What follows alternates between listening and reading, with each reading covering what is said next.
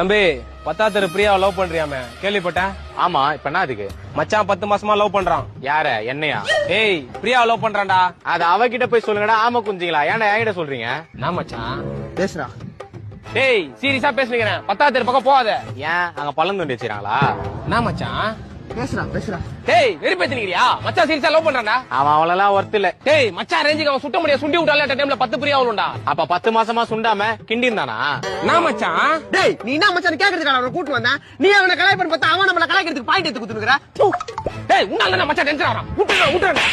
டேய் இப்ப எதுடா அச்சா? விட்டு நான் எப்ப அவள முடியும்? நான் 2 பேரும் சின்சியரா லவ் பண்றடா. நான் இல்லனா அவன் செத்துருவாடா. என்னடா சொல்றான் இவன்? அந்த பொண்ணு இவனை லவ் பண்ணா? ஆமாண்டா. டேய் இதெல்லாம் சொல்லவே இல்லையடா. சொன்னா நீ வந்திருக்க மாட்டே மச்சான். தம்பி மிஸ்டேக் ஆயிடுச்சு, மன்னிச்சு விட்டுருப்பா. மிஸ்டேக் ஆயிச்சா? நான் செத்தீங்கடா நீங்க.